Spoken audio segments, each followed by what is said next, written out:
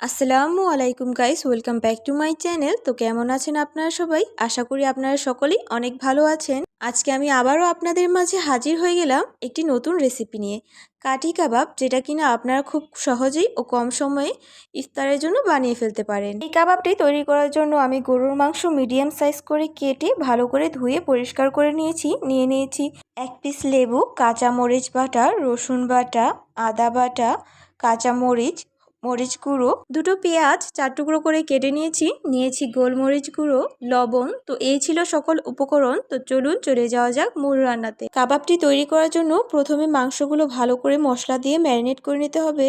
দিয়ে দেব প্রথমে কাঁচা মরিচ বাটা, দিয়ে দেব রসুন বাটা, তারপর দিয়ে দেব আদা বাটা, দিয়ে দেব স্বাদ মতো লবণ, গোলমরিচ গুঁড়ো, সামান্য একটু মরিচ গুঁড়ো, দিয়ে দেব 3টা কাঁচা মরিচ, তারপর দিয়ে দেব পেঁয়াজ, দিয়ে দেব 1 পিস লেবুর রস দেওয়া হয়ে গেলে মাংসগুলো ভালো করে মশলার সাথে মিক্স করে নিতে হবে। মশলাটা মিক্স করা হয়ে গেলে মাংসটা কিছুক্ষণের জন্য রেখে দিতে হবে। তারপর মাংসের পিস ও পেঁয়াজগুলো কাঠিতে একে একে গেঁথে নিতে হবে। এই কাজটা কিন্তু খুব সাবধানতার সাথে করতে হবে, না হলে কিন্তু হাতে ব্যথা পেতে পারেন।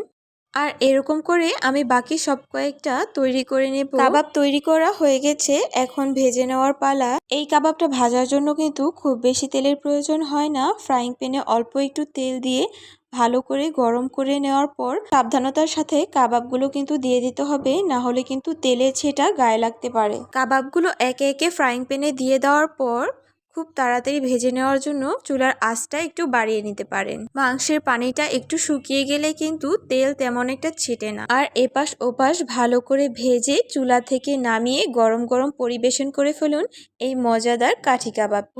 আজকের জন্য এতটুকুই। আপনাদের কাছে যদি আমার আজকের এই রেসিপিটি ভালো লেগে থাকে তাহলে অবশ্যই আমার ইউটিউব চ্যানেলটি সাবস্ক্রাইব করবেন এবং লাইক দিয়ে পাশে থাকুন। That's all for today. Allah Hafiz, tata.